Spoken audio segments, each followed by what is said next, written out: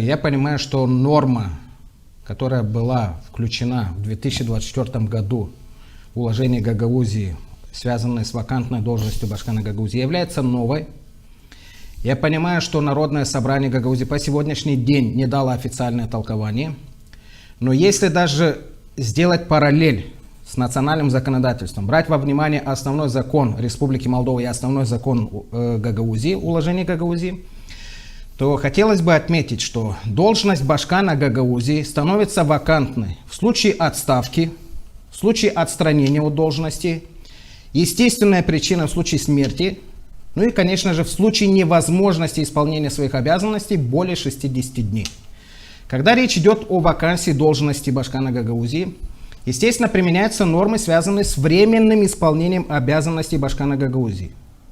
На то используется синтагма «временное исполнение обязанностей», а не просто исполнение обязанностей год, 2, 3, 4, сколько это надо будет, да? Вот что касается временного исполнения обязанностей, то здесь есть определенный срок. Закон предусматривает либо 2 месяца, либо 3 месяца для того, чтобы устранить соответствующие последствия, для того, чтобы восстановить соответствующий правопорядок, законодатель предусмотрел определенный срок. Как правило, это 2 месяца. В данном случае, вот что касается вакантной должности.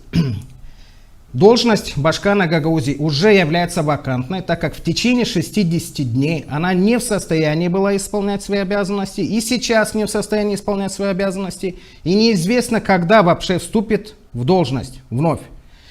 И вот что касается объявления вакансии, то депутаты Народного собрания Гагаузии, с учетом того, что апелляционная палата утверждает результаты выборов, должны были обратиться в апелляционную палату.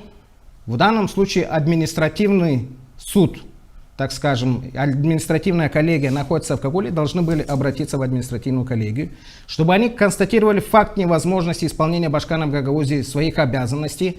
На основании решения судебной инстанции они объявляют должность вакантной и объявляют новые выборы Башкана Гагаузии. Но я думаю, что одной из причин невозможности объявления новых выборов является отсутствие избирательного органа. Даже если они объявят сегодня новые выборы, то у нас в Гагаузии нет соответствующего избирательного органа, который мог бы это организовывать.